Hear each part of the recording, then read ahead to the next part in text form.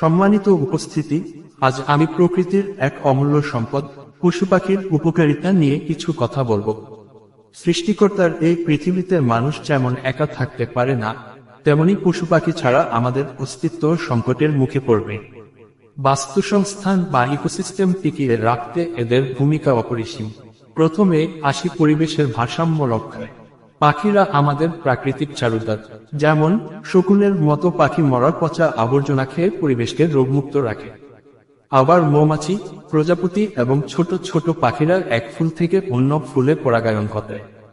আপনারা জেনে অবাক হবেন, আমরা যে ফলমূল বা শস্য খাই তার একটি বড় অংশ এই পরাগায়নের মাধ্যমেই উৎপন্ন হয়। পশু পাখি না থাকলে পৃথিবীতে খাদ্য সংকট দেখা দিত। এছাড়া বন্যপ্রাণীরা বনের ভারসাম্য রক্ষা করে, যা আমাদের অক্সিজেন সরবরাহ নিশ্চিত করে। অর্থনৈতিক দিক থেকে পশু পাখি আমাদের বড় শক্তি। গরু, ছাগল, হাঁস মুরগি থেকে আমরা উচ্চমানের প্রোটিন যেমন মাংস, দুধ এবং ডিম পাই। চামড়া শিল্প, পশম শিল্প এবং পালক দিয়ে তৈরি নানা পণ্য বিদেশে রপ্তানি করে অনেক দেশ প্রচুর বৈদেশিক মুদ্রা অর্জন করে। গ্রামাঞ্চলে এখনো গবাদি পশু চাষাবাদের কাজে এবং পণ্য পরিবহনে গুরুত্বপূর্ণ ভূমিকা পালন করে। পশু পাখি কেবল আমাদের বৈষয়িক উপকারী করে না, তারা আমাদের মানসিক স্বাস্থ্যেরও যত্ন নেয়। ঘরের পোষা বিড়াল বা কুকুর মানুষের একাকিত্ব দূর করে এবং মানসিক চাপ কমায়। অনেক গবেষণায় দেখা গেছে, পোষা প্রাণীর সঙ্গে সময় কাটালে রক্তচাপ নিয়ন্ত্রণে থাকে। আবার কুকুর আমাদের পাহারাদার হিসেবে বিশ্বস্ত বন্ধু।